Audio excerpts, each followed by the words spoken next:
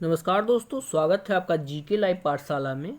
UP triple SC video री exam के लिए यूपी जो है यूथ कंपटीशन की हम लोग प्रैक्टिस सेट कवर कर रहे हैं। इसमें आपका पहला प्रैक्टिस सेट कवर हो चुका है। दूसरा प्रैक्टिस सेट आज हम कवर करेंगे। इसमें आज हम देखेंगे हिंदी का सेक्शन, देखेंगे 50 क्वेश्चन जो कि आपके एग्ज़ाम के लिए बहुत ही इम्पोर्टेंट है। इससे पहले आप लोग प्रैक्टिस सेट पहला ज़रूर कवर कीजिए, क्योंकि इसमें जो भी 10 से 15 प्रैक्टिस सेट होंगे आपके परीक्षा की दृष्टि से बहुत ही महत्वपूर्ण होंगे, क्योंकि इसके जो क्वेश्चन हैं बहुत ही अच्छी तरह से सेट किए गए हैं। चलिए शुरुआत करते हैं देर न करते हुए। पहले क्वेश्चन से लेकर दिया गया है 1 से 4 तक क्वेश्चन। काव्यांश को पढ़कर निम्नलिखित प्रश्नों के उत्तर दीजिए। काव्य दिया गया है, उसे पढ़कर उत्तर देना है, ठीक है ना। तो देखते हैं क्या दिया गया है। दिया है आपका, आज बरसों बाद उठी है इच्छा, हम कुछ और कर दिखाएं, एक अनोखा जश्न मनाएं, ठीक है ना, अपना कोरा अस्तित्व जमाएं। आज बरसों बाद सूखे पत्तों पर बसंत ऋतु आई है, विचार रूपी कलियों पर बहार खिल के आई है। गहनता की फसल लहलहाई है, शायद इसी कारण आज बरसों बाद उठी है इच्छा, हम कुछ और दिखाएं, ठीक है, अपना कोर अस्तित्व जमाएं, ठीक है। ये आपका जो है काव्यांश है। इसमें दिया गया है आपका प्रश्न, दिया गया है प्रश्न पहला है आपका, कवि के मन में इच्छा उत्पन्न हुई है, तो कौन सी इच्छा उत्पन्न हुई है? सही जवाब हो जाएगा आपका ऑप्शन ए, जो है कवि के मन में इच्छा उत्पन्न हुई है कि कुछ महत्वपूर्ण कार्य कर दिखाएं, ठीक है ना, ऑप्शन ए से हो जाएगा। अगला क्वेश्चन है आपका, सूखे पत्ते प्रतीक हैं, तो सूखे पत्ते किसके प्रतीक हैं? ये है आपका जो है मन के सूखेपन को दर्शाने के लिए जो है सूखे पत्तों का सहारा लिया गया है, जैसा कि आपके काव्यांश में दिया गया था, ठीक है ना। यहाँ पर मन के सूखेपन की तुलना पेड़ के सूखे पत्तों से की गई है। अगला क्वेश्चन देखते हैं, किन कलियों पर बहार का आगमन हुआ है? तीसरा क्वेश्चन है, सही जवाब हो जाएगा आपका ऑप्शन बी, विचारों की कलियों पर, ठीक है ना, विचारों की कलियों पर जो है बहार का आगमन हुआ है, ऑप्शन बी सही हो जाएगा, ठीक है ना। नेक्स्ट क्वेश्चन है आपकी, गहनता की फसल से कवि का क्या आशय है? चौथा क्वेश्चन है, तो गहनता की फसल से कवि का आशय विचारों की परिपक्वता से है, ठीक है ना, यानी विचारों में जो है वजन आ गया, वजनाई आ गई है, मतलब परिपक्व हो गया है, ठीक है ना। आपका ऑप्शन नंबर यहाँ से ए सही हो जाएगा, ऑप्शन ए सही होगा, चौथे क्वेश्चन का सही। अगला क्वेश्चन आपका, खड़ी बोली के सर्वप्रथम लोक कवि कौन माने जाते हैं? यहाँ पर देखिएगा आपका गद्यांश से जो काव्यांश से हटकर एक क्वेश्चन है, सही जवाब हो जाएगा आपका option number D, Maithili Sharan Gupt को जो है खड़ी बोली के सर्वप्रथम लोक कवि माना जाता है, ठीक है ना, ऑप्शन नंबर यहाँ से डी से हो जाएगा सही जवाब, ठीक है ना। देखिए यद्यपि जो ऐसा है कि खड़ी बोली को कोमल रूप सुमित्रा नंदन पंत ने दिया था, ठीक है ना, ध्यान रखिएगा इस बात को, किंतु भाषा के जो है सांस्कारिक प्रसंगों को सर्वाधिक जो है अंशदान मैथिली शरण गुप्त का ही है। अगले क्वेश्चन को देखते हैं, किस रस को रसराज कहा जाता है? तो आपको पता है जो है श्रृंगार रस को रसराज कहा जाता है, ठीक है ना, रसों का राजा कहा जाता है श्रृंगार रस को, बहुत बारे क्वेश्चन पूछा गया है। सही जवाब हो जाएगा आपका ऑप्शन नंबर यहाँ से ए सही हो जाएगा, श्रृंगार रस को। आपको पता है श्रृंगार रस के दो रूप होते हैं, कौन सा? दो भेद, एक संयोग श्रृंगार होता है, एक वियोग श्रृंगार होता है, ठीक है ना। अब संयोग श्रृंगार की अगर बात की जाए तो जहां नायक और नायिका के मिलन का वर्णन होता है, यानी नायक नायिका का मिलन होता है, वहां पर जो है संयोग श्रृंगार होता है। जैसे उदाहरण के रूप में देखा जाए, बतरस लालच लाल की मुरली धरी लुकाए, ठीक है ना, ये आपके संयोग श्रृंगार का उदाहरण है। यही वियोग श्रृंगार की बात करें तो जहां नायक और नायिका में जो है दूरी का यानी विरह का वर्णन होता है, वहां पर वियोग श्रृंगार होता है। जैसे हे खग मृग हे मधुकर श्रेणी, तुम देखी सीता मृगनयनी, यहाँ पर जब वनवास में जो सीता हरण हो जाता है तो भगवान राम जो है जो आसपास के जो है पेड़ पौधों से ये बात कहते हैं, ठीक है ना, ऑप्शन नंबर यहाँ से जो है ए सही हो जाएगा। बढ़ते हैं अगले क्वेश्चन की तरफ। दिया गया आपका, हिंदी आकृति की दृष्टि से निम्नलिखित में से किस प्रकार की भाषा है? आकृति की दृष्टि से पूछा गया है, तो आकृति की दृष्टि से हिंदी जो है आपकी जो है श्लिष्ट भाषा है, श्लिष्ट योगात्मक भाषा है, ठीक है ना, ऑप्शन नंबर यहाँ से सी से हो जाएगा, सातवें क्वेश्चन का सही जवाब हो जाएगा। इसे जो है व्योगात्मक भाषा भी कहा जाता है, ठीक है ना। नेक्स्ट क्वेश्चन है आपका, अल्प प्राण ध्वनियों का समूह है, तो अल्प प्राण किसे कहा जाता है? 8वें क्वेश्चन का सही जवाब हो जाएगा चो, ज और इय ये तीनों जो है अल्प प्राण हैं, ठीक है ना। ये तीनों जो है अल्प प्राण के समूह में आते हैं। 8वें क्वेश्चन का सही जवाब हो जाएगा ऑप्शन नंबर यहाँ पे बी से हो जाएगा। अल्प प्राण किसे कहा जाता है? हर वर्ग का पहला, तीसरा और पांचवा जो है वह अल्प प्राण के अंतर्गत आते हैं। जैसे च वर्ग का च पहले आता है, ठीक है ना, तो ये आपका अल्प प्राण हो गया। तो फिर देखिए च पहले आता है, तो फिर ज तीसरे नंबर पे आता है और ये जो है लास्ट में आता है। तो पहला, तीसरा और पांचवा जो है अल्प प्राण का आता है। आगे दिया गया आपका बहुव्रीहि समास का उदाहरण कौन सा है इसमें? तो बहुव्रीहि समास की अगर बात की जाए तो इसमें जो है आपका चतुर्भुज जो है बहुव्रीहि समास का उदाहरण है, ठीक है। चतुर्भुज मतलब चार भुजाओं वाले, अर्थात भगवान विष्णु, अर्थात अगर तीसरा अर्थ निकलता है वहां पर बहुव्रीहि समास होता है। तो चतुर्भुज जो हो गया आपका जो है बहुव्रीहि समास है। नेक्स्ट क्वेश्चन आपका, सुमित्रा नंदन पंत को किस कृति पर ज्ञानपीठ पुरस्कार मिला था? बहुत ही इंपॉर्टेंट क्वेश्चन, इसे आप लोग जरूर ध्यान में रखिएगा। तो सुमित्रा नंदन पंत जी को जो है चिदम्बरा के लिए ज्ञानपीठ पुरस्कार मिला था। कब मिला था? 1961 में। सन भी आप लोग ध्यान रखिएगा। सुमित्रा नंदन पंत को कब मिला था? 1961 ईस्वी में इन्हें ज्ञानपीठ पुरस्कार मिला था चिदम्बरा के लिए, ठीक है ना।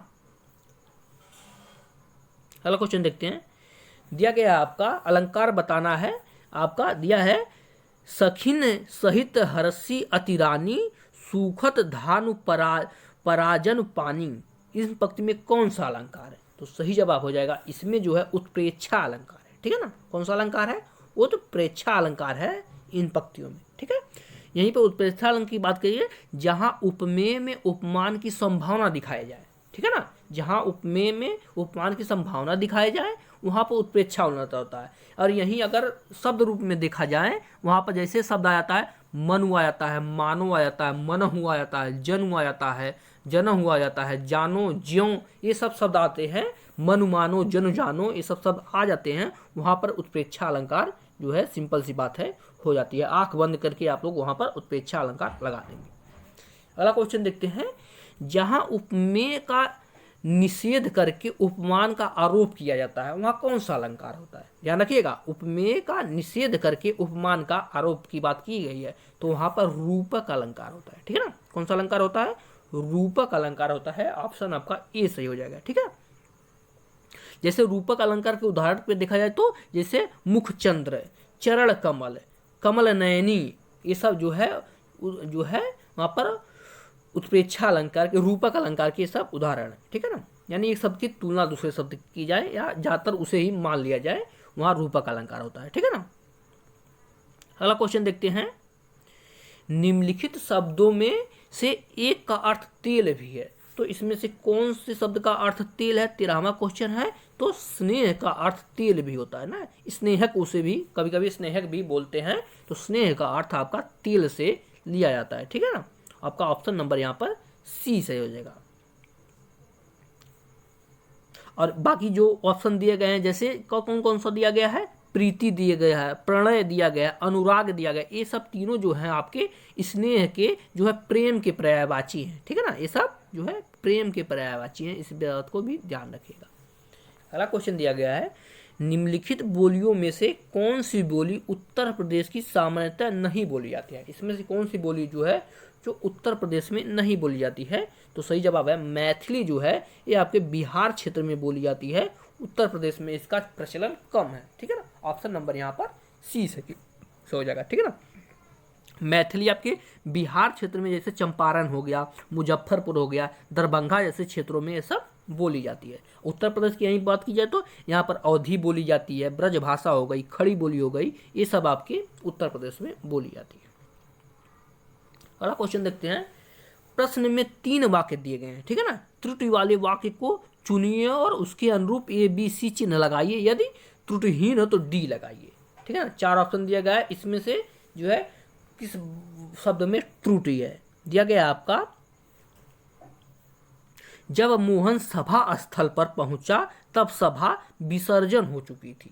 तो सभा का विसर्जन नहीं होता है, ठीक है ना। सभा जो है विसर्जित न होकर के विसर्जन होता है, ठीक है ना। विसर्जित होगा, यहाँ जहाँ विसर्जन लिखा गया है सभा विसर्जित हो चुकी थी, ठीक है ना। तो विसर्जन न होकर के वहां पर क्या होगा? विसर्जित होगी। तो इसके लिए आपका ऑप्शन सी से हो जाएगा। ऑप्शन जो है सी शब्द में जो है त्रुटि है। 15 क्वेश्चन यहाँ से हम लोग क्लियर कर चुके हैं। ठीक है, बढ़ते हैं अगले क्वेश्चन की तरफ, देखते हैं क्या दिया गया है। दिया गया है आपका मिठास शब्द में किस प्रकार का प्रत्यय का प्रयोग किया गया। मिठास की बात की गई है, तो मिठास शब्द में जो है 16वें क्वेश्चन का सही जवाब हो जाएगा आस प्रत्यय लगा है। ठीक है, क्या लगा है, आस प्रत्यय लगा है। आपका ऑप्शन नंबर यहाँ से सी से हो जाएगा, मिठास। ठीक है, नेक्स्ट क्वेश्चन की तरफ बढ़ते हैं। उच्चारण का संधि विच्छेद क्या होगा। उच्चारण का संधि विच्छेद पूछा है, तो सही जवाब हो जाएगा ऑप्शन नंबर सी, उत्धन चारण। ठीक है ना, आधा त है, ध्यान रखिएगा। उत्धन चारण जो है उच्चारण का सही संधि विच्छेद होगा। आपका ऑप्शन नंबर यहाँ से सी से हो जाएगा। बढ़ते हैं अगले क्वेश्चन की तरफ। दिया गया है आपका अतः शब्द का समानार्थी पहचानिए। ठीक है ना, अतः शब्द जो है इसका समानार्थी बताना है, तो इसका सही जवाब हो जाएगा आपका परिणामतः। ठीक है ना, परिणामतः ये अतः शब्द की जगह प्रयोग किया जाता है। ऑप्शन नंबर यहाँ से जो है सी से हो जाएगा 18 नंबर क्वेश्चन का सही जवाब। अगला क्वेश्चन है आपका अमी का तत्सम रूप क्या है। अमी दिया गया है, तो अमी का तत्सम रूप हो जाता है आपका ऑप्शन नंबर बी, अमृत का जो है तद्भव है अमी। ठीक है ना, अमी अभी कभी कभी बोला जाता है, तो अमृत का अमी का जो है तत्सम शब्द अमृत हो जाता है। ठीक है ना, आपका ऑप्शन नंबर यहाँ से बी सही होगा सही जवाब।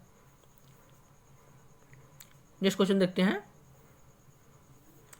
तद्भव शब्द है, इसमें से कौन सा शब्द तद्भव है। जैसे गोपाल हो गया, घात हो गया, कांच हो गया और सकट हो गया। इसमें से तद्भव शब्द कौन सा है, तो इसका सही जवाब हो जाएगा आपका कांच शब्द जो है ये आपका तद्भव शब्द है। बाकी आपके सकट हो गया, घात हो गया, गोपाल हो गया, ये सभी के सभी जो है तत्सम है। देखिएगा, जिस शब्द में चंद्राकार बिंदी आता है, इस तरह से आता है, वो शब्द हमेशा तद्भव होता है। इस बात को ध्यान रखिएगा, वो शब्द कभी तत्सम नहीं हो जाता। ठीक है, या किसी में अंग्रेजी के शब्द आ जाते हैं, वो भी शब्द हमेशा जो है तद्भव होता है, तत्सम नहीं होता है। ठीक है ना, नेक्स्ट क्वेश्चन देखते हैं।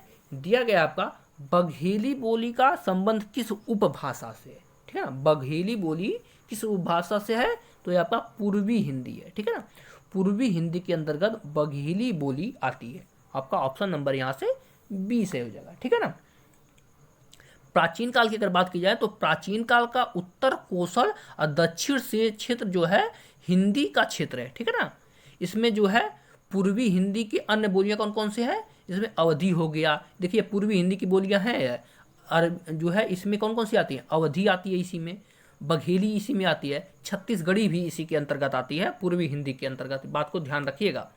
ठीक है ना, जबकि बिहारी हिंदी के अंतर्गत बोलियां जो आती हैं उसमें जो है भोजपुरी है, मगही है, मैथिली है, ये सब जो है बिहारी हिंदी के अंतर्गत आती है। अगला क्वेश्चन है 22-23 में क्या दिया है, उचित शब्द चुनकर रिक्त स्थानों की पूर्ति करना है। क्वेश्चन नंबर 22 और 23 में। ठीक है, क्वेश्चन दिया गया आपका धोखे भरे आधुनिक समाज में खाली स्थान है कि प्रवृत्ति दिन प्रतिदिन बढ़ती जा रही है। तो आधुनिक समाज किनकी प्रवृत्ति बढ़ती जा रही है, सही जवाब हो जाएगा आपका प्रवंचन की। ठीक है ना, प्रवंचन की प्रवृत्ति जो है समाज में बढ़ती जा रही है। आपका ऑप्शन नंबर यहाँ से बी सही हो जाएगा। अगला क्वेश्चन है आपका विकास के लिए आर्थिक क्या विविधता, सक्षमता, बहुलता या आत्मनिर्भरता आवश्यक होती है, तो सही जवाब हो जाएगा आपका विकास के लिए आर्थिक जो है आत्मनिर्भरता की आवश्यकता पड़ती है। ठीक है ना, ऑप्शन बी से हो जाएगा आपका 23 नंबर क्वेश्चन का सही जवाब।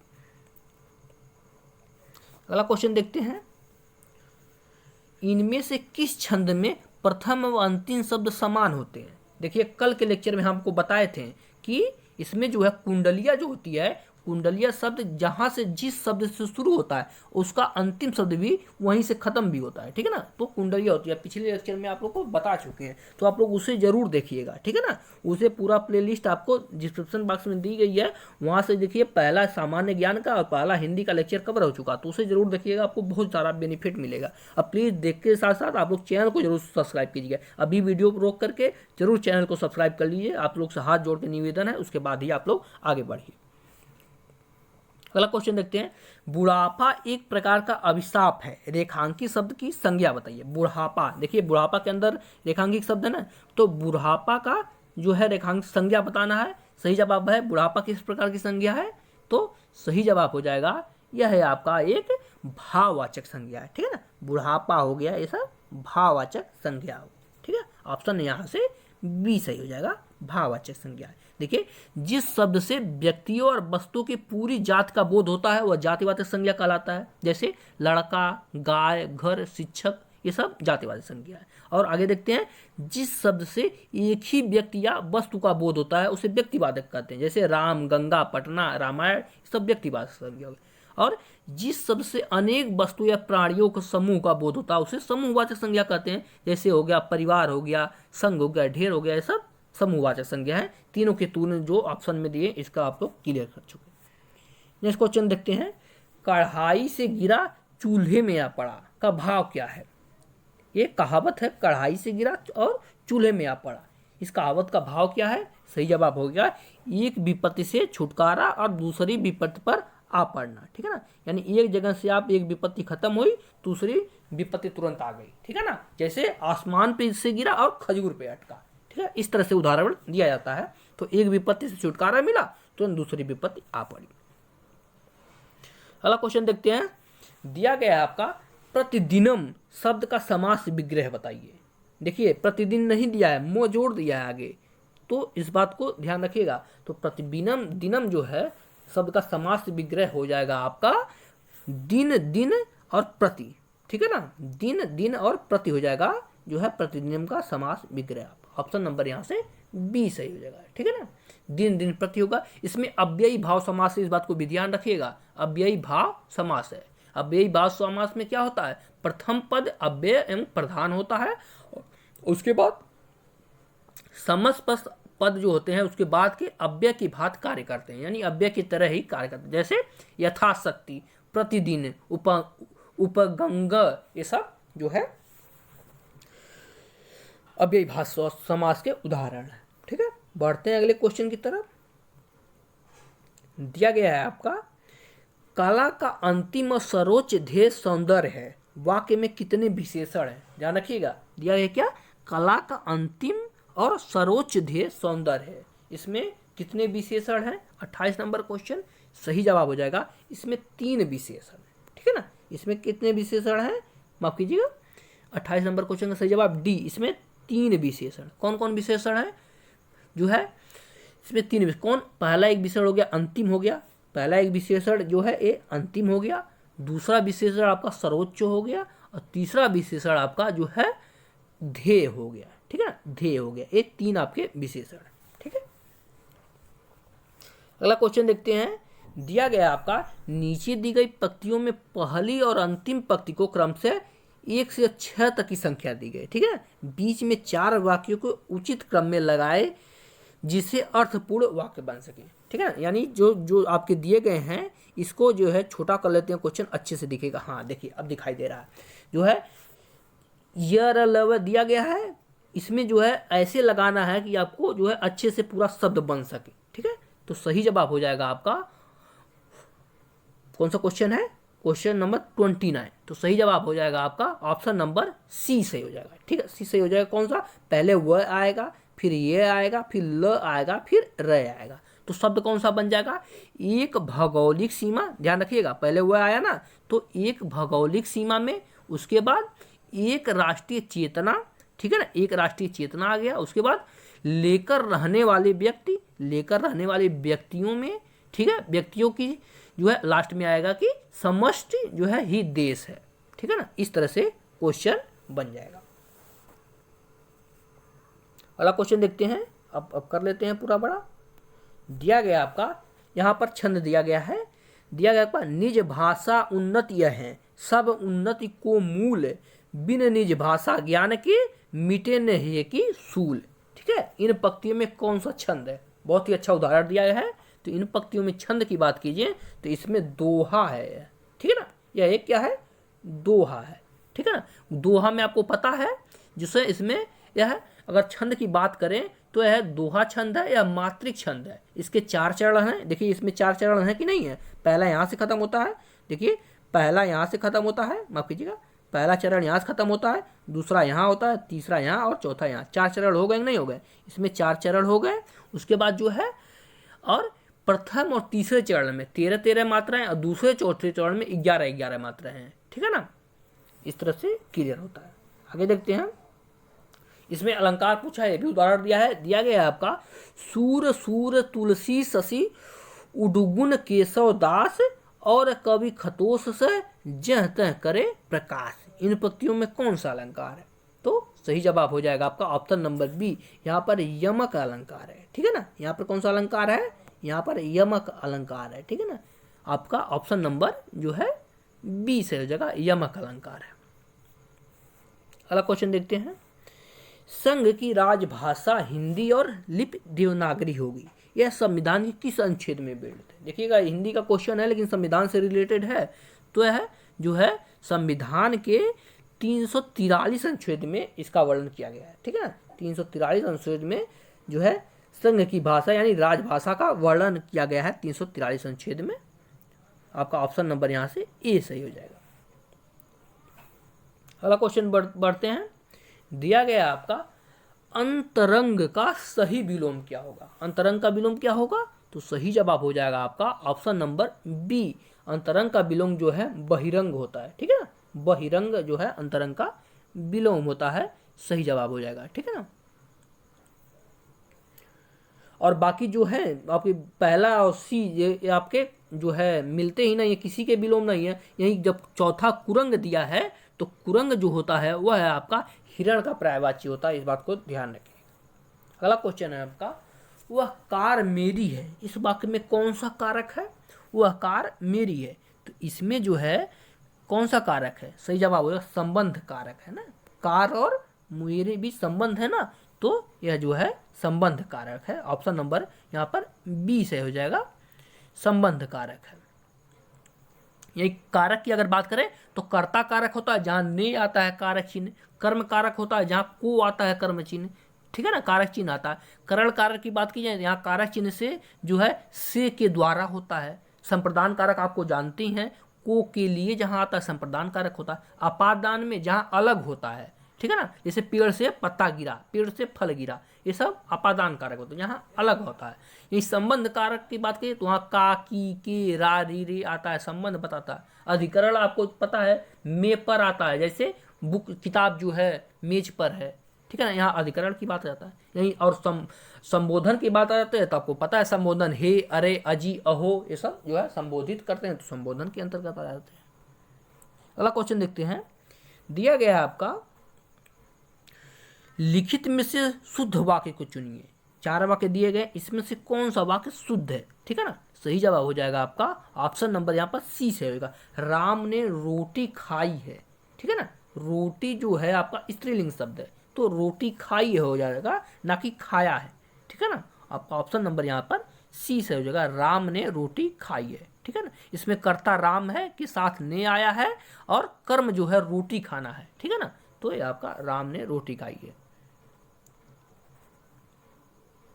अगला क्वेश्चन आपका निम्नलिखित में पुल्लिंग शब्द बताना है। 36 नंबर क्वेश्चन है, इसमें रत्न है, नकल है, मोती है, बचपन है, तो इसमें कौन सा जो शब्द है जो पुल्लिंग है? तो सही जवाब हो जाएगा आपका ऑप्शन नंबर सी। ठीक है ना, माफ कीजिएगा, इसमें से कौन पुल्लिंग नहीं है? देखिए कौन पुल्लिंग नहीं है पूछा है। देखिए हाँ नहीं में आप लोग कन्फ्यूज हो जाते हैं, ऐसे जल्दी में क्वेश्चन पढ़ने को नहीं मिलता तो थोड़ी प्रॉब्लम हो जाती है। तो सही जवाब हो जाएगा आपका नकल। नकल जो है आपका स्त्रीलिंग है, बाकी रत्न, मोती, बचपन ये तीनों के तीनों जो है पुल्लिंग है, लेकिन नकल जो है की जाती है, न कि किया जाता है। ठीक है, नकल की जाती है तो स्त्रीलिंग हो जाएगा। अगला क्वेश्चन देखते हैं, दिया गया आपका जिस पर अनुग्रह किया गया हो वाक्यांश के लिए जो है एक शब्द क्या होगा? जिस पर अनुग्रह किया गया, देखिए एक ही जैसे शब्द दिया गया, यहाँ पर इस तरह से कंफ्यूज करता है। वाक्य शुद्धिकरण आपको अच्छे से पता होना चाहिए, अभी आप लोग क्लियर कर पाएंगे। तो क्योंकि आपको पता है जिस पे जो है अनुग्रह किया जाता है उसे अनुग्रहित कहते हैं, लेकिन अनुग्रहित लिखते कैसे हैं इसमें आप लोग कंफ्यूज हो जाएंगे। तो इसका सही जवाब हो जाएगा ऑप्शन नंबर बी, अनुग्रहित इस तरह से लिखा जाता है। ठीक है ना, अनुग्रहित इस तरह से लिखा जाता है। अगला क्वेश्चन देखते हैं, निम्नलिखित वाक्यों में से किसमें बहुवचन का प्रयोग हुआ है? तो बहुवचन की अगर बात की जाए तो सही जवाब हो जाएगा आपका लड़के लड़के से कहते हैं, इसमें बहुवचन हो जाएगा। ठीक है ना, लड़की लड़के से कहते हैं बहुवचन हो गया। लड़के ने कहा, सीधे सीधे दिख रहा है, कहा है तो एक वचन हो गया। लड़का कहता है, ये भी एक वचन हो गया। लड़के ने लड़के से कहा, ये भी आपका एक वचन हो गया, क्योंकि कहा है। और कहते हैं तो आपको पता है यहाँ पर बहुवचन हो जाता है।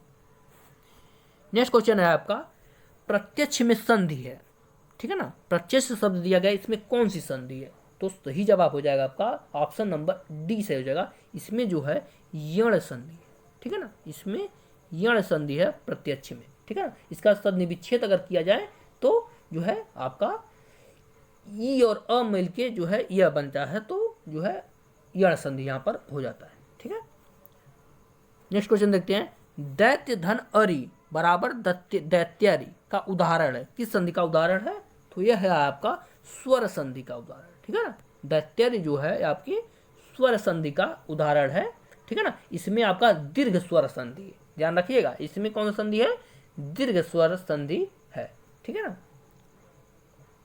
अब देखते हैं, जब लघु या दीर्घ अ ई उ री के जो है उपरांत यानी बाद में लघु या दीर्घ समान स्वर आता है, तो उसके स्थान पर अ धन अ मिलकर आ मिल जाता है, तभी ना दैत्य और उसके बाद अ मिलकर के या बन गया, यानी दैत्यारी हो गया है, ठीक है ना। इस तरह से होता है। नेक्स्ट क्वेश्चन दिया गया है, नीलोत्पल में समास, शब्द में समास है, नीलोत्पल में कौन सा समास है? तो सही जवाब हो जाएगा आपका इसमें जो है ऑप्शन सी कर्मधारय समास है, ठीक है ना। कर्मधारय समास है, क्योंकि जो है इसका समास विग्रह करे तो क्या होगा? नीला है जो उत्पल, ठीक है ना। ये आपका इस तरह से जो है तीसरा अर्थ नहीं निकल रहा है, इसलिए आपका कर्मधारय समास हो जाता है, ठीक है ना। नेक्स्ट क्वेश्चन देखते हैं, स्वाभाविक स्वागत, ध्यान रखिएगा, स्वाभाविक स्वागत इन दोनों शब्दों में कौन सा उपसर्ग है, ठीक है ना। इन दोनों शब्दों में कौन सा उपसर्ग है? तो सही जवाब हो जाएगा आपका इसमें जो है दोनों में क्रमशः स्व और सु उपसर्ग है, ठीक है। स्वागत में सु उपसर्ग होता है और स्वाभाविक में स्व उपसर्ग होता है, ठीक है ना। तो जो है क्रम से पूछा गया है, इसलिए पहले स्वाभाविक का बताएंगे, उसके बाद स्वागत का बताएंगे। इस तरह से आप लोग ध्यान रखिएगा, क्योंकि देखिए ऑप्शन डी में आप लोग कंफ्यूज हो जाएंगे, क्योंकि वो भी सही है, लेकिन जो क्रम से पूछा है ना, तो पहले स्वाभाविक आएगा, उसके बाद स्वागत का आएगा, ठीक है। तो पहले स्वाभाविक का स्व होगा और स्वागत का, देखिए स्वागत सुधन आगत लिखा जाता है ना, इस तरह से सु हो जाएगा।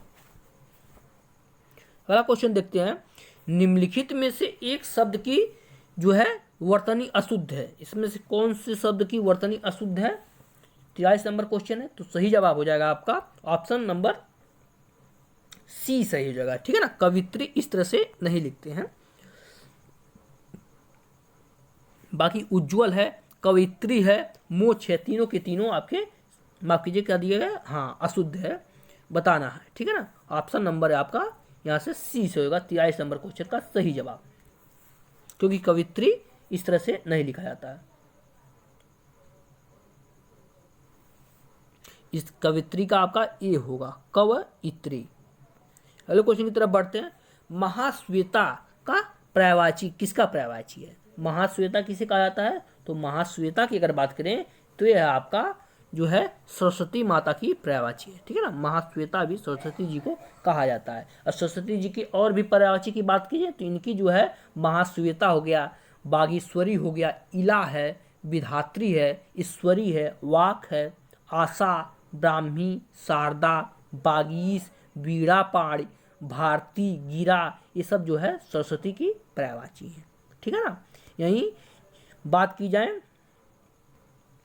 चलिए अगला क्वेश्चन देखते हैं, निम्नलिखित में घोड़ा का पर्यायवाची शब्द नहीं है। तो आपको पता है अश्व होता है, घोटक होता है, सैंधव भी होता है, लेकिन यातुधान नहीं होता है घोड़ा की पर्यायवाची। तो सही जवाब हो जाएगा आपका यातुधान जो है ये आपकी घोड़ा की पर्यायवाची नहीं है। 45 नंबर क्वेश्चन का सही जवाब हो जाएगा। और यातुधान जो है यह आपका राक्षस की पर्यायवाची होती है, ठीक है ना, राक्षस की पर्यायवाची होते हैं यातुधान। अगला क्वेश्चन देखते हैं, आचार का विलोम क्या होगा? तो आपको पता है आचार का विलोम जो है अनाचार होता है, ठीक है ना। आचार का आप लोग विचार न कर दिएगा, ठीक है ना। आचार का विलोम आपका अनाचार होता है, ध्यान रखिएगा। अगला क्वेश्चन आपका, जो शीघ्र ही किसी बात या युक्ति को सोच लें उसे क्या कहते हैं? तो उसे हम लोग कहते हैं जो है प्रत्युत्पन्नमति। ध्यान रखिएगा, उच्चारण में थोड़ी दिक्कत हो रही है, लेकिन आप लोग ध्यान दीजिएगा, प्रत्युत्पन्नमति होती है जो है जो शीघ्र सोच लें। ऑप्शन नंबर यहाँ से सी से हो जाएगा। बढ़ते हैं अगले क्वेश्चन की तरफ। दिया गया आपका अपने मुंह मियाँ मिट्ठू बनना, मुहावरे का अर्थ क्या है? तो सिंपल सी बात है, इसका अर्थ है अपनी प्रशंसा स्वयं करना। ठीक है ना, जो अपनी प्रशंसा स्वयं करता है उसे क्या बोलते हैं? अपने मुंह मियाँ मिट्ठू बन रहे हैं। ठीक है ना। अगला क्वेश्चन है आपका यहाँ पर पंक्तियां कुछ दिए गए हैं, उसमें पूछा है रस पूछा है। ठीक है ना, तो क्या दिया गया आपका? निस्दिन बरसत नैन हमारे। बहुत ही अच्छी लाइन दी गई है, निस्दिन बरसत नैन हमारे। इसमें जो है कौन सा रस है? तो इसमें जो है आपका दिया गया है ऑप्शन नंबर डी जो है श्रृंगार रस है। श्रृंगार रस वियोग श्रृंगार है, ध्यान रखिएगा। निस्दिन बरसत नैन हमारे, आगे क्या है? बहुत ही अच्छा उदाहरण आप लोग को अगर याद हो, तो हमें अभी याद नहीं आ रहा तो आप लोग जरूर कमेंट में बताइएगा, लेकिन बहुत ही अच्छा ये उदाहरण है। ठीक है ना, यहाँ पर जब गोपियाँ जो हैं भगवान कृष्ण के विरह में ये आपके कहती हैं। ठीक है ना, हरिओज जी की ये पंक्ति लिखी गई है। युद्ध में बाबर की जीत का मुख्य कारण क्या था? तो सही जवाब हो जाएगा आपका ऑप्शन नंबर यहाँ से सी से हो जाएगा। इसमें जो है बाबर ने तुगलकमा जो है पद्धति का प्रयोग किया था। ठीक है ना, ठीक है। यह आपका जो है पानीपत का अगर प्रथम युद्ध की बात की जाए तो आपका 12 अप्रैल 1526 को हुआ था। ठीक है ना, इसमें जो है यह युद्ध जो है 21 अप्रैल को जो है चलाता है, 21 अप्रैल तक चलता है। ऐसा माना जाता है कि इस युद्ध का निर्णय जो है दोपहर को ही हो गया था। ठीक है ना, इसमें इब्राहिम लोदी बुरी तरह परास्त किया गया था और इसी में वह मारा भी गया था। ठीक है ना, और इसमें जो है बाबर ने जो इनकी जो है अपनी रचना इनकी जो है बाबरनामा, इसमें इन्होंने बताया है कि इस युद्ध में लगभग बाबर के जो है 12,000 सैनिक ही प्रयोग में लाए गए थे। ठीक है ना, और उस समय पानीपत के युद्ध में जो है बाबर की जो है जो प्रसिद्ध तोपची थी, इनके बारे में पूछा जाता है तो ये थे आपके उस्ताद अली और मुस्तफ़ा, ये दोनों इनके तोपची थे। इन्हीं के जो है महत्वपूर्ण भूमिका थी युद्ध जीतने में। अगला क्वेश्चन देखते हैं, किस सुल्तान के काल में खालसा भूमि अधिक पैमाने पर विकसित हुई थी? तो खालसा भूमि जो है यह अलाउद्दीन खिलजी के समय हुई थी। ठीक है ना, ऑप्शन नंबर यहाँ से बी से हो जाएगा, अलाउद्दीन खिलजी के समय यह आपका विकसित हुई थी। नेक्स्ट क्वेश्चन की तरफ बढ़ते हैं। दिया गया है आपका निम्नलिखित में से किसका योगदान होम रूल लीग की स्थापना में नहीं था? ठीक है ना, तो सही जवाब हो जाएगा आपका option number D, T.A.. Olcott का नहीं था। बाकी जो है बाल गंगाधर तिलक हो गए, एनी बेसेंट हो गई और सुब्रमण्यम अय्यर जो भी हो, तीनों के तीनों आपके होम रूल लीग से जो है संबंधित है। ठीक है ना, यही होम रूल लीग की अगर बात की जाए तो यह आपका 1915 से लेकर 1916 ईस्वी के मध्य इसकी स्थापना हुई थी, जो है जिसमें पूरे होम रूल लीग की स्थापना तिलक ने की थी। ध्यान रखिएगा, पूरे का जो होम रूल लीग था इसकी स्थापना बाल गंगाधर तिलक ने की थी। ठीक है ना, और यही मद्रास के होम रूल लीग की बात करते हैं तो इसकी स्थापना जो है आपके एनी बेसेंट ने की थी, जिसका मुख्य उद्देश्य क्या था? स्वराज्य की प्राप्ति था। ठीक है ना, और जबकि कर्नल टी.एस. अलकाट का था तो यह आपका मैडम एल.बी. ब्लावस्की ने 1875 में थियोसॉफिकल सोसाइटी की स्थापना की थी। ठीक है ना, नेक्स्ट क्वेश्चन की तरफ बढ़ते हैं। निम्नलिखित वर्गों में कौन सन 1905 के स्वदेशी आंदोलन से मुख्यतः अप्रभावित रहा? ठीक है ना, तो सही जवाब हो जाएगा आपका ऑप्शन नंबर सी से हो जाएगा, दूसरा और तीसरा, यानी कृषक वर्ग और मुसलमान वर्ग जो है मुख्य रूप से अप्रभावित रहे थे। ठीक है ना, तो आपका ऑप्शन नंबर यहाँ से सी से हो जाएगा 104 नंबर क्वेश्चन का सही जवाब। ठीक है ना, स्वदेशी आंदोलन तथा बहिष्कार आंदोलन ये आपका 7 अगस्त 1905 का प्रारंभ हुआ था और यह बंगाल विभाजन जो है 1905 के विरुद्ध में यह आपका स्वदेशी आंदोलन चला था, इस बात को भी ध्यान रखिएगा। ठीक है ना, इस आंदोलन में क्रांतिकारियों ने विदेशी वस्त्रों को जो है जलाकर विरोध जताया था और इसमें जो है स्वदेशी आंदोलन में महिलाओं तथा बुद्धिजीवी वर्ग की सक्रियता दिखाई दी, लेकिन इसमें कृषक वर्ग जो है और मुसलमान वर्ग जो है इसमें भाग नहीं लिए थे। बढ़ते हैं अगले क्वेश्चन की तरफ। भारतीय राष्ट्रीय कांग्रेस की प्रथम महिला अध्यक्ष का नाम बताइए। सिंपल सा क्वेश्चन है, तो भारतीय राष्ट्रीय कांग्रेस की प्रथम महिला अध्यक्ष की बात कीजिए तो आपकी ये थी एनी बेसेंट थी। ठीक है ना, आपका ऑप्शन नंबर यहाँ से डी सही हो जाएगा। कौन थी? एनी बेसेंट थी, और यह आपकी 1917 में कलकत्ता अधिवेशन की अध्यक्षता की थी। ध्यान रखिएगा 1917 में कलकत्ता अधिवेशन के। यही भारतीय महिला की बात की जाए तो आपकी जो सरोजिनी नायडू थी, यह आपकी 1925 में कानपुर के कांग्रेस अधिवेशन की अध्यक्षता की, ठीक है ना। यही आपका 1942 का भी बहुत बार पूछा जाता है। तो 1942 के भारत छोड़ो आंदोलन के दौरान भूमिगत संगठनात्मक ढांचा तैयार किया गया था, उसका नेतृत्व जो है अरुणा आसफ अली ने और सुचेता कृपलानी ने किया था। ये भी महिलाओं से क्वेश्चन जुड़ा संबंधित है तो पूछा जा सकता है। आपको वीडियो पसंद आई तो लाइक तो जरूर करते रहिएगा आप लोग। बढ़ते हैं अगले क्वेश्चन की तरफ। फिरोज तुगलक द्वारा स्थापित दार उल सफा क्या था? तो दार उल सफा की बात की जाए तो यह एक आपका एक खैराती अस्पताल था, ठीक है ना। क्या था? खैराती अस्पताल था। ऑप्शन यहाँ से बी सही हो जाएगा, 106 नंबर क्वेश्चन का सही जवाब, ठीक है ना। इस विभाग की खास बात क्या थी? इस विभाग में मुसलमान लड़कियों के विवाह के लिए तथा विधवाओं के जो है अनाथों को आर्थिक सहायता दी जाती थी, ठीक है ना। अगले क्वेश्चन की तरफ बढ़ते हैं। दिया गया आपका भारतीय संविधान के किस अनुच्छेद के अंतर्गत भारत सरकार का दायित्व है कि वह बाह्य आक्रमण एवं आंतरिक अशांति से राज्यों की रक्षा करे? तो कौन से अनुच्छेद में इसका वर्णन है? सही जवाब हो जाएगा आपका जो है ऑप्शन ए, अनुच्छेद 355 में इसका वर्णन किया गया है, ठीक है ना। अनुच्छेद 355 में इसका वर्णन किया गया है। इसके अनुसार जो है संघ का यह कर्तव्य होगा कि वह बाह्य आक्रमण और आंतरिक अशांति से प्रत्येक राज्य की रक्षा करे और प्रत्येक राज्य की सरकार इस संविधान के उपबंधों के अनुसार चलाया जाना सुनिश्चित करे। यहीं 356 की बात की जाए तो इसमें दिया गया आपका राज्यों के संवैधानिक तंत्र के विफल हो जाने पर जो है जाने की दशा में उपबंध की बात की जाए। 352, 356, 360 तीनों आपका आपातकाल से संबंधित है, महत्वपूर्ण अनुच्छेद है, बार बार पूछा जाता है। यही 352 की बात करें तो यह आपातकाल की बात करता है, और 360 जो है यह आपके वित्तीय आपात की बात करता है, आपको याद रखना है। बढ़ते हैं अगले क्वेश्चन की तरफ। दिया गया आपका राष्ट्रपति के निर्वाचन संबंधी विवाद का मामला भेजा जाता है, कहाँ भेजा जाता है? तो यह है आपका जो है अनुच्छेद 71A के तहत जो है आपका सर्वोच्च न्यायालय भेजा जाता है, ठीक है ना। बहुत बार पूछा गया है किस अनुच्छेद के तहत भी भेजा जाता है? अनुच्छेद 71 फर्स्ट के तहत जो है सर्वोच्च न्यायालय भेजा जाता है। अगला क्वेश्चन देखते हैं। थोड़ा सा प्रिंट अच्छे से नहीं हुआ तो उस पर आप लोग ध्यान न दीजिए, हम बोल दे रहे हैं आपको समझ में आएगा। किस वर्ष हिंदुस्तान रिपब्लिकन एसोसिएशन की स्थापना हुई थी?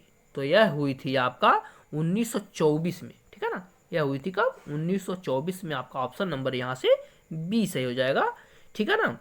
संगठन की इसकी स्थापना हुई थी। इसके पुराने नेता कौन कौन थे? जैसे राम प्रसाद बिस्मिल हो गए, इसको योगेश चटर्जी थे, सचिंद्र सान्याल थे।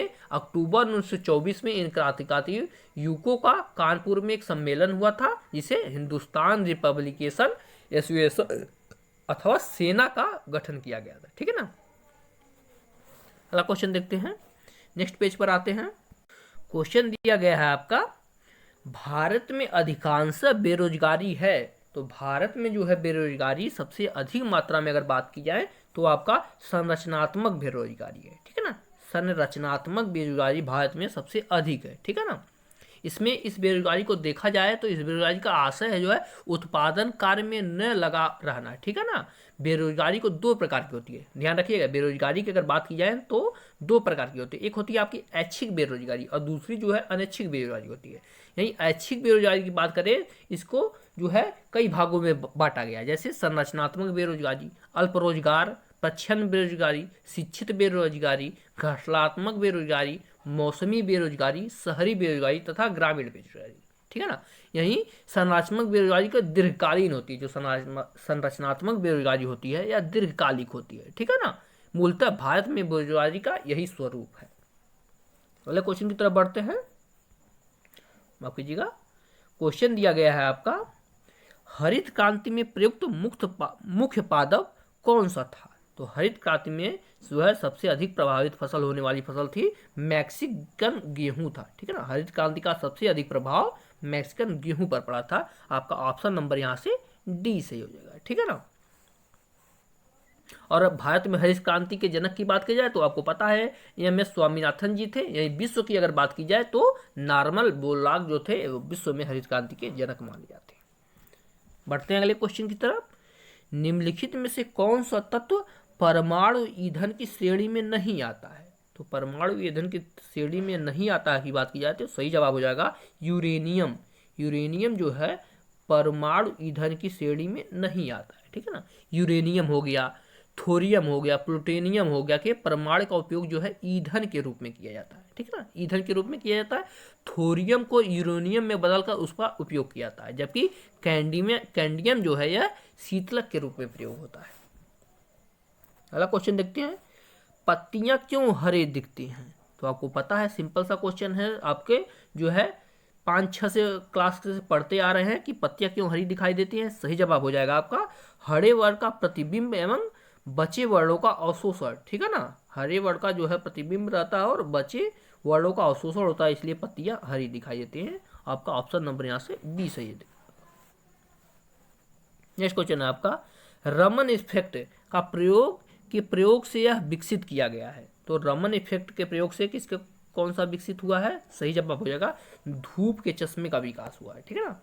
ऑप्शन ए सही हो जाएगा, धूप के चश्मे का विकास हुआ है, ठीक है। नेक्स्ट क्वेश्चन देखते हैं, खाने का नमक यानी NaCl किससे बनता है? तो NaCl यानी सोडियम क्लोराइड की बात की जाए तो यह बनता है आपका मजबूत अम्ल और मजबूत क्षार से, ठीक है ना। 115 नंबर क्वेश्चन का सही जवाब हो जाएगा आपका ऑप्शन नंबर बी, मजबूत अम्ल और मजबूत क्षार से बनता है आपका सोडियम क्लोराइड, ठीक है ना। नेक्स्ट क्वेश्चन की तरफ बढ़ते हैं, जल की अस्थायी कठोरता का कारण क्या है? तो आपको पता है जल में जो है अस्थायी कठोरता रहती है, इसका मुख्य कारण जो है आपका कैल्शियम तथा मैग्नीशियम की क्लोराइड और सल्फेट के कारण होती है, ठीक है ना। ऑप्शन बी हो जाएगा, कैल्शियम तथा मैग्नीशियम के क्लोराइड और सल्फेट के कारण जल में अस्थायी कठोरता आती है। ऑप्शन बी सही हो जाएगा। अगला क्वेश्चन देखते हैं, प्रकाश संश्लेषण में सूर्य के प्रकाश की कौन सी जो है रश्मियों का पर्णहरित द्वारा सर्वाधिक उपयोग किया जाता है? तो इसका सही जवाब हो जाएगा आपका ऑप्शन नंबर जो है ए सही हो जाएगा, लाल रंग का, ठीक है ना। 117 नंबर क्वेश्चन का सही जवाब हो जाएगा लाल रंग का सबसे अधिक होता है, ठीक है। और यहीं बैगनी रंग की बात की जाए तो सबसे कम बैगनी रंग का होता है। नेक्स्ट क्वेश्चन देखते हैं, बैसिलस थुरिनजिएंसिन, ध्यान रखिएगा क्या लिखा गया, थुरिनजिएंसिन का उपयोग होता है। माफ कीजिए उच्चारण में थोड़ा दिक्कत हो रही है, तो इसका उपयोग जो है आपका ऑप्शन बी सही हो जाएगा, जैविक कीटनाशक के रूप में होता है। जैविक कीटनाशक के रूप में इसका उपयोग होता है, ठीक है। ये क्वेश्चन भी अच्छे से दिखाई दे रहा है, लेकिन हम आपको बता दे रहे हैं, आपको समझ में आ जाएगा। क्वेश्चन है आपका, बेरोजगारी समस्या से गरीबी बढ़ती है क्योंकि? तो सही जवाब हो जाएगा आपका ऑप्शन नंबर ए, गरीबी रेखा से नीचे रहने वालों की संख्या बढ़ती है, ठीक है ना। गरीबी रेखा से नीचे रहने वालों की संख्या बढ़ती है, इसलिए बेरोजगारी की समस्या से गरीबी बढ़ती है। आते हैं अगले पेज पर, अच्छे से क्वेश्चन यहाँ दिखाई देगा तो आप लोग परेशान न हो। क्वेश्चन दिया गया आपका, गर्म रुधिर वाले जंतु वे होते हैं जो अपने शरीर के तापक्रम को क्या करते हैं? वे अपने शरीर के तापक्रम को जो है हमेशा एक सा बनाए रखते हैं, ठीक है ना। इनका जो है टेम्परेचर हमेशा जो है एक सा बना रहता है, ठीक है। यहीं स्तनधारी की बात की जाए तो औसतन इनका टेम्परेचर जो है, जो भी स्तनधारी हैं तो इनका टेम्परेचर औसतन आपका 39 डिग्री सेंटीग्रेड होता रहता है, ठीक है। नेक्स्ट क्वेश्चन की तरफ बढ़ते हैं, दिया गया आपका, central arid zone research institute स्थित है। ध्यान रखिएगा क्या है, central arid zone research institute कहाँ पर स्थित है? तो इसका सही जवाब हो जाएगा आपका ऑप्शन बी, यह आपका जोधपुर में स्थित है, ठीक है ना। कहाँ पर स्थित है? जोधपुर में यह आपका स्थित है। और यहीं राष्ट्रीय भूवैज्ञानिक अनुसंधान संस्थान जो है की बात की जाए तो ये आपका हैदराबाद में, हैदराबाद ऑप्शन में है ना, तो हैदराबाद में आपके राष्ट्रीय भूभौतिकी अनुसंधान संस्थान है, ठीक है ना। और बेंगलोर भी दिया है, तो बेंगलोर में क्या है? बेंगलोर में भारतीय खगोल संस्थान बेंगलोर में है। और अहमदाबाद भी ऑप्शन में है, तो अहमदाबाद में कौन सा है? तो कपड़ा उद्योग अनुसंधान की अगर बात की जाए तो ये आपके अहमदाबाद में। अगला क्वेश्चन देखते हैं, निम्नलिखित में से कौन सा एक चाय में नहीं पाया जाता है? तो इसका सही जवाब हो जाएगा आपका चाय में जो है मार्फिन नहीं पाया जाता है। आपका ऑप्शन यहाँ से डी से हो जाएगा, चाय में मार्फिन नहीं पाया जाता। बाकी थीन है, टेनिन है, कैफीन तो सबसे अधिक मात्रा में चाय में पाया जाता है। अगला क्वेश्चन देखते हैं, मसालों का बागान कहा जाने वाला राज्य कौन सा है? तो जो है मसालों का बागान की बात की जाए तो केरल जो है इसे मसालों का बागान कहा जाता है। ऑप्शन नंबर यहाँ से ए सही हो जाएगा। अगला क्वेश्चन देखते हैं, लिंग संलग्नता की खोज सर्वप्रथम किसने की थी? तो लिंग संलग्नता की अगर बात की जाए तो इसकी खोज जो है आपका सही जवाब हो जाएगा ऑप्शन नंबर डी, मोर्गन ने की थी। ठीक है ना, किसने की थी? मोर्गन ने की थी। और कब की थी? 1910 ईस्वी में अमेरिकी जैव वैज्ञानिक थॉमस हार्ट मोर्गन ने जो है ड्रोसोफिल में लिंग संलग्नता की खोज की थी। को पूछा जाता है किस में की थी? तो की थी आपके किस में की थी? ड्रोसोफिला में की थी। अगला क्वेश्चन देखते हैं, मिर्च में रंग का विकास होता है, यानी चिली जो है इसमें रंग का विकास होता है। तो सही जवाब हो जाएगा आपका ऑप्शन नंबर बी सही हो जाएगा, आपका कैप्सेंथिस के कारण होता है। ठीक है ना, कैप्सेंथिस के कारण, थिन के कारण होता है आपका रंग का विकास। ऑप्शन नंबर आपका बी सही हो जाएगा। अगला क्वेश्चन देखते हैं, पपीते में प्रचुरता होती है।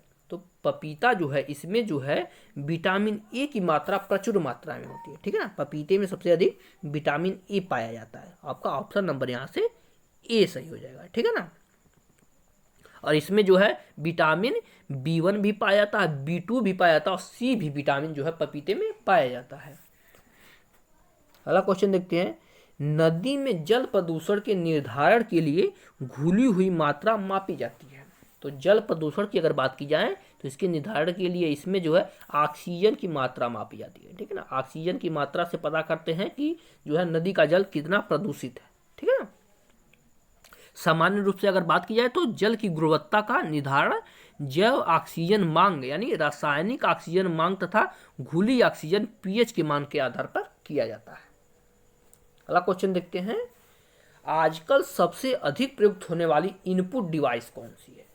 तो सबसे अधिक प्रयोग में लाए जाने वाली इनपुट डिवाइस की अगर बात की जाए तो वह है आपका ऑप्शन नंबर सी, कीबोर्ड होता है। ठीक है ना, सबसे अधिक प्रयोग में यही तो लाया जाता है इनपुट डिवाइस, कीबोर्ड, क्योंकि इस पर सबसे ज़्यादा उंगली चलता है तो सबसे अधिक प्रयोग यही लाया जाता है। ठीक है ना, और कुछ इनपुट डिवाइस के नाम भी पूछा जाता है कि ये इनपुट डिवाइस है कि आउटपुट डिवाइस है। तो इनपुट डिवाइस आप लोग कुछ देख लीजिए, जैसे आपका कीबोर्ड हो गया, माउस हो गया, ट्रैक वॉल हो गया, जॉयस्टिक हो गया, स्कैनर है, माइक्रोफोन है, वेबकैम है, बारकोड रीडर है, OCR है, MICR है, OMR हो गया, किनबाल टैग रीडर हो गया, स्पीच हो गया, आपका लाइट पेन हो गया, टच स्क्रीन हो गया। वर्तमान में जो है प्रयुक्त होने वाली जो है ये सभी के सभी जो है इनपुट डिवाइस है। समझ में आ गया ना? ठीक है, पहले क्वेश्चन की तरफ बढ़ते हैं। प्लीज़ आप लोग वीडियो को लाइक करते रहिए, चैनल को जरूर सब्सक्राइब कीजिएगा। कम से कम इस वीडियो पे 100 से 200 लाइक होने चाहिए। अगला क्वेश्चन देखते हैं, भारत की जनगणना 2011 के आंकड़ों के अनुसार निम्नलिखित में से किस राज्य में शिशु लिंगानुपात सर्वाधिक होता है? तो इसका सही जवाब हो जाएगा आपका 129 नंबर क्वेश्चन का ऑप्शन नंबर ए, शिशु लिंगानुपात सबसे अधिक छत्तीसगढ़ राज्य में। ठीक है ना, इसमें है छत्तीसगढ़ राज्य में है जो है, जिसका जो है छत्तीसगढ़ में, माफ कीजिएगा, भारत की जनगणना के आंकड़ों के अनुसार निम्नलिखित किस राज्य में शिशु लिंगानुपात सबसे अधिक है? तो जनगणना के अनुसार शिशु लिंगानुपात सबसे अधिक जो है अरुणाचल प्रदेश में है। ठीक है ना, लेकिन यहाँ अरुणाचल प्रदेश ऑप्शन में है नहीं, तो इसमें छत्तीसगढ़ दिया है, तो छत्तीसगढ़ उसके बाद 12 नंबर है। ठीक है ना, अरुणाचल प्रदेश, वही तो हम कह रहे हैं, अरुणाचल प्रदेश है ये नहीं है। अरुणाचल प्रदेश में शिशु लिंगानुपात आपका 972 है, लेकिन प्रश्न के अनुसार जो है छत्तीसगढ़ हो जाएगा, क्योंकि उसके बाद छत्तीसगढ़ का नंबर आता है। इसमें जो है 969 है शिशु लिंगानुपात, प्रति 1000 पुरुष पर जो है महिलाओं की संख्या यानी बच्चों पर लड़कियों की संख्या 969 है। ठीक है ना, विकल्पों में दिए अनुसार जो है यही आपका छत्तीसगढ़ नंबर 1 पे आता है। उसके बाद उत्तर प्रदेश आता है, तो उत्तर प्रदेश में 902 है। पंजाब भी ऑप्शन में है, तो पंजाब में 846 है। और हरियाणा की अगर बात की जाए तो सबसे कम हरियाणा में 834 है। ठीक है, अगला क्वेश्चन देखते हैं, चिपको आंदोलन संबंधित है। तो चिपको आंदोलन आपको पता है सुंदरलाल बहुगुणा जी जो है चिपको आंदोलन से जुड़े हुए हैं और इसका संबंध जो है आपका किससे है? सही जवाब हो जाएगा आपका पादप संरक्षण यानी पौधा बचाव से है, यानी पेड़ बचाव से चिपको आंदोलन संबंधित है। आपका ऑप्शन नंबर यहाँ से सी सही हो जाएगा। ठीक है ना। चिपको आंदोलन जो है उत्तराखंड के चमोली जिलों में जो है 1973 में जो है शुरू किया गया था। ठीक है ना। यहाँ पर किसानों के बीच कटाई की विरोध हुआ था। इसमें जो है महिलाएं यहाँ की जो थी जो है पेड़ से जाकर चिपक गई थी। ठीक है ना। नेक्स्ट क्वेश्चन की तरफ बढ़ते हैं। दिया गया है आपका भारत में जैव विविधता की दृष्टि से संतृप्त क्षेत्र निम्न में से कौन सा है? तो संतृप्त क्षेत्र की बात की जाए तो सही जवाब हो जाएगा पश्चिमी घाट है। पश्चिमी घाट पर सबसे अधिक जो है जैव विविधता पाई जाती है। ठीक है ना। ऑप्शन नंबर बी सही होगा। यहीं आपका जैव विविधता दिवस भी पूछा जाता है। तो जैव विविधता दिवस जो है 22 मई को मनाया जाता है। इस कोई बात को भी आप लोग ध्यान में रखिएगा। ठीक है। बढ़ते हैं अगले क्वेश्चन की तरफ। दिया गया है आपका प्रसिद्ध चरकुला नृत्य संबंधित है। तो आपको पता है जो है नृत्य से क्वेश्चन बहुत बार पूछा जाता है। चरकुला नृत्य जो है यह है आपका जो है ब्रजभूमि से संबंधित है। ठीक है ना। ब्रजभूमि से संबंधित है चरकुला नृत्य। आपका ऑप्शन नंबर यहाँ से बी से हो जाएगा। ठीक है ना। यह जो है एक घड़ा नृत्य होता है, यानी यहाँ महिलाएं जो है सर के ऊपर घड़ा रखकर यहाँ पर नृत्य करती हैं। ठीक है ना। अगला क्वेश्चन देखते हैं। अति लोकप्रिय धार्मिक पत्रिका कल्याण प्रकाशित होती है। तो कल्याण का प्रकाशन जो है आपका कहाँ से होता है? गोरखपुर से होता है। ठीक है ना। आपका ऑप्शन नंबर सी सही हो जाएगा। कहाँ से होता है कल्याण का प्रकाशन? गोरखपुर से होता है, गीता प्रेस के द्वारा। ठीक है ना। 1927 में किया गया था यह। और आपका प्रसिद्ध चिंतक एवं धर्मवेत्ता श्री हनुमान प्रसाद जो है पोद्दार पत्रिका के जो है ये संपादक थे। अगला क्वेश्चन देखते हैं। निम्नलिखित में से किस फसल में उत्तर प्रदेश जो है सबसे बड़ा उत्पादक है? कौन से फसल का उत्तर प्रदेश जो है इसमें से सबसे बड़ा उत्पादक है? तो सही जवाब हो जाएगा आपका option number B. Uttar Pradesh जो चावल का सबसे बड़ा उत्पादक है। ठीक है ना। चावल के उत्पादन में उत्तर प्रदेश भारत में तीसरे स्थान पर है, जबकि पहले स्थान पर पश्चिम बंगाल एवं दूसरे स्थान पर जो है आंध्र प्रदेश है। ठीक है। लेकिन यहाँ ऑप्शन के अनुसार जो है उत्तर प्रदेश हो जाएगा चावल के उत्पादन। माफ कीजिएगा, क्षमा कीजिएगा, नहीं दिया गया है, नहीं दिया गया है। इसके लिए सॉरी हम बोलते हैं। यहाँ पर नहीं दिया गया है, बात को ध्यान रखिएगा। नहीं पूछा है तो आलू के उत्पादन में भी अग्रणी है, गन्ना के उत्पादन में भी है, गेहूं के उत्पादन में है, लेकिन चावल के उत्पादन में जो है उत्तर प्रदेश तीसरे स्थान पर है, न कि पहले स्थान पर। ठीक है ना। चावल की बात की जाए तो यहाँ पर पश्चिम बंगाल जो है पहले स्थान पर है और दूसरे स्थान पर आंध्र प्रदेश है। ठीक है ना। आंध्र प्रदेश है। अगला क्वेश्चन है आपका, माफ कीजिएगा थोड़ी आवाज आ रही है डिस्टर्बेंस के लिए। क्वेश्चन है आपका धौलपुर पावर परियोजना आधारित होगी। तो धौलपुर पावर परियोजना जो है यह है आपका गैस पर आधारित परियोजना है। ठीक है ना। इस पर आधारित परियोजना है, गैस पर आधारित परियोजना है। अगला क्वेश्चन देखते हैं। भारत में लोकपाल एवं लोक आयुक्त की स्थापना का सुझाव दिया था। तो कौन से आयोग ने लोकपाल एवं लोक आयुक्त की स्थापना का सुझाव दिया था? सही जवाब हो जाएगा आपका ऑप्शन नंबर सी। प्रशासनिक सुधार आयोग ने जो है लोकपाल की स्थापना का सुझाव दिया था। ऑप्शन सी से होगा 136 नंबर क्वेश्चन का सही जवाब। और यह बना था 1967 ईस्वी में जो है इसका रिपोर्ट प्रस्तुत हुआ था। ठीक है। अगला क्वेश्चन देखते हैं। न्याय दर्शन के प्रवर्तक कौन थे? सिंपल सा क्वेश्चन है, बहुत बार पूछा जाता। तो न्याय दर्शन के प्रवर्तक जो है गौतम थे। ठीक है ना। गौतम थे न्याय दर्शन के प्रवर्तक। ऑप्शन नंबर यहाँ से ए से हो जाएगा न्याय दर्शन के। यही कणाद की बात की जाए तो ये आपके वैशेषिक दर्शन के प्रवर्तक थे। एक कपिल की बात की जाए तो ये आपके सांख्य दर्शन के प्रवर्तक थे। और महर्षि गौतम की अगर बात की जाए तो यहाँ पर ये न्याय सूत्र या न्याय दर्शन के जो है आधारभूत ग्रंथ है। नेक्स्ट क्वेश्चन की बात करते हैं। दिया गया आपका निम्नलिखित में से कौन सी नदी मध्य प्रदेश से निकलती है और खंभात की खाड़ी में गिरती है? ठीक है ना। तो सही जवाब हो जाएगा आपका 138 नंबर क्वेश्चन का ऑप्शन नंबर सी है। माही नदी जो है मध्य प्रदेश से निकलती है और खंभात की खाड़ी में अपना जल गिराती है। ऑप्शन सी सही हो जाएगा 138 नंबर क्वेश्चन का सही जवाब। ठीक है ना। अगला क्वेश्चन देखते हैं। यूरोपीय आर्थिक समुदाय का मुख्यालय कहाँ है? तो यूरोपीय आर्थिक समुदाय की अगर बात की जाए तो इसका मुख्यालय जो है आपका ब्रुसेल्स बेल्जियम में है। ठीक है ना, ब्रुसेल्स बेल्जियम में इसका मुख्यालय है। और इसकी स्थापना की बात की जाए तो 1957 में इसकी स्थापना जो हुई थी। वर्तमान में जो है 27 यूरोपीय सदस्य राष्ट्रों का संगठन, विश्व का सबसे बड़ा व्यापारिक संगठन, यानी इसमें 27 देश शामिल है। ठीक है ना, और इसका मुख्यालय जो है ब्रुसेल्स बेल्जियम में है। यानी यूरोपीय आर्थिक समुदाय के 12 राष्ट्रों ने जनवरी 2002 से एकीकृत मुद्रा यूरो को अपना लिया था। ठीक, इसके 12 राष्ट्रों ने जो है अपनी मुद्रा जो है यूरो बना ली थी। अगला क्वेश्चन देखते हैं, जयप्रकाश नारायण को राष्ट्रीय स्तर के नेता की पहचान किस संदर्भ में मिली थी? तो जयप्रकाश नारायण को राष्ट्रीय नेता कौन से आंदोलन के बाद जो है विख्यात हो गए थे? सही जवाब हो जाएगा आपका भारत छोड़ो आंदोलन के दौरान। ठीक है ना, भारत छोड़ो आंदोलन के दौरान इनको मिली थी। आपका ऑप्शन नंबर ए सही हो जाएगा 140 नंबर क्वेश्चन का सही जवाब।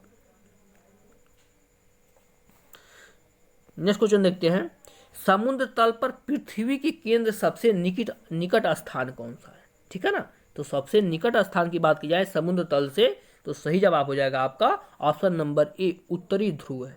ठीक है ना, कौन सा स्थान है? उत्तरी ध्रुव है, जो कि आर्कटिक महासागर के पास स्थित है, जो पृथ्वी के केंद्र से सबसे निकट है। ठीक है ना, पृथ्वी आपको पता है ध्रुव पर चपटी है, जिसके कारण ध्रुवों की पृथ्वी के केंद्र से दूरी न्यूनतम हो जाती है, क्योंकि चिपटी होने के कारण न्यूनतम हो जाती है। और जबकि भूमध्य रेखा की बात की जाए तो वो आपका उभार है, वहां पर वो आपके सबसे दूर होती है।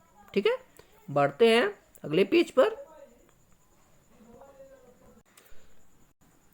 अगला क्वेश्चन देखते हैं, प्लीज आप लोग वीडियो को लाइक करते रहिएगा।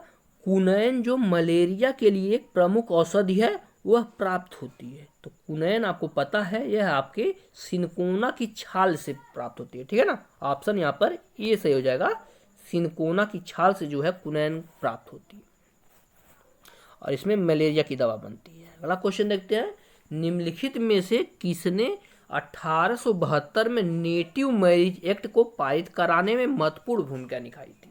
ठीक है, क्या है? नेटिव मैरिज एक्ट की बात कर रहे हैं, तो सही जवाब हो जाएगा आपका option number C Keshav Chandra Sen ने। ठीक है ना, किसने की थी? केशव चंद्र सेन ने की थी। आपका ऑप्शन नंबर यहाँ पर सी सही हो जाएगा। ठीक है ना, इसके तहत जो है 14 वर्ष से कम आयु तथा 18 वर्ष से कम आयु के 14 वर्ष से कम आयु की लड़कियों तथा 18 वर्ष से कम आयु के लड़कों को विवाह से वर्जित कर दिया गया था। ठीक है ना, नेक्स्ट क्वेश्चन देखते हैं, इसे ही हम लोग सिविल मैरिज एक्ट भी बोलते हैं, ध्यान रखिएगा। अगला क्वेश्चन देखते हैं, विजयनगर के उस पहले शासक की पहचान करें जिसने बहमनियों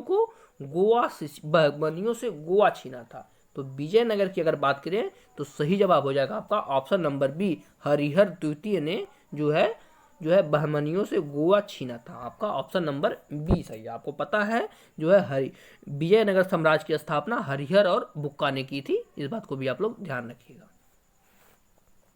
अगला क्वेश्चन देखते हैं, भारत के उच्चतम न्यायालय में न्यायाधीशों की संख्या में वृद्धि करने की शक्ति किसमें नहीं थी? यानी कौन है जो है उच्चतम न्यायालय में न्यायाधीशों की संख्या में वृद्धि कर सकता है? तो सही जवाब हो जाएगा आपका संसद के द्वारा होता है। बहुत लोग इसमें जो है राष्ट्रपति लगा देते हैं, लेकिन जो है न्यायाधीशों की संख्या घटाना बढ़ाना संसद का काम है, ना कि राष्ट्रपति का। ऑप्शन नंबर यहाँ से बी सही हो जाएगा। इस बात को आप लोग ध्यान रखिएगा। और यह जो है अनुच्छेद 124 के अनुसार होता है। ठीक है ना, जो है अनुच्छेद 124 के जो है अनुसार होता है।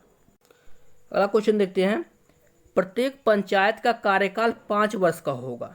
ठीक है ना, कब से होगा? तो इसका सही जवाब हो जाएगा आपका 146 नंबर क्वेश्चन का ऑप्शन नंबर ए सही हो जाएगा। अपनी पहली बैठक जब होगी उस तिथि से 5 वर्ष तक जो है पंचायत का कार्यकाल रहता है। आपका ऑप्शन नंबर यहाँ पर ए सही हो जाएगा। ठीक है ना, यह है आपका 73वें संविधान संशोधन 1992 के द्वारा पंचायतों को जो है संवैधानिक दर्जा प्रदान किया गया था। इस बात को भी आप लोग ध्यान रखिएगा। अगला क्वेश्चन आपका, निम्नलिखित में से किस देश ने अंतरिक्ष मलबे शमन प्रौद्योगिकियों के परीक्षण एवं सत्यापन के लिए सिजियान 21, ध्यान रखिएगा, सिजियान 21 उपग्रह का सफलतापूर्वक प्रक्षेपण किया था? तो नाम से ही पता लग रहा है, इसका सही जवाब हो जाएगा आपका चीन। ठीक है ना, ऑप्शन नंबर ए आपका सही हो जाएगा, चीन ने किया था। ठीक है ना, अगला क्वेश्चन देखते हैं, 67वें राष्ट्रीय फिल्म पुरस्कार समारोह में दादा साहब फाल्के पुरस्कार किसे सम्मानित किया गया था? तो आपको पता है 67वां जो है दादा साहब फिल्म पुरस्कार किसे मिला था? सही जवाब हो जाएगा आपका ऑप्शन नंबर सी, रजनीकांत को दिया गया था। ठीक है ना, किसे दिया था? रजनीकांत को दिया गया था। ठीक है ना। नेक्स्ट क्वेश्चन देखते हैं, दिया गया आपका, निम्नलिखित में से किन दो देशों के बीच कोंकण शक्ति 2021 संयुक्त सैन्य अभ्यास का आयोजन किया गया था? तो कोंकण शक्ति जो है किन दो देशों के बीच होता है? सही जवाब हो जाएगा आपका ऑप्शन नंबर सी, भारत और ब्रिटेन के बीच जो है कोंकण शक्ति युद्ध अभ्यास होता है। और आज का लास्ट क्वेश्चन जो दिया गया है, दिया गया आपका, हाल ही में यूरोपीय संसद के शीर्ष सम्मान Sakharov prize for freedom of thoughts से अलेक्सी नवाल्नी को सम्मानित किया गया, वह किस देश की नागरिक है?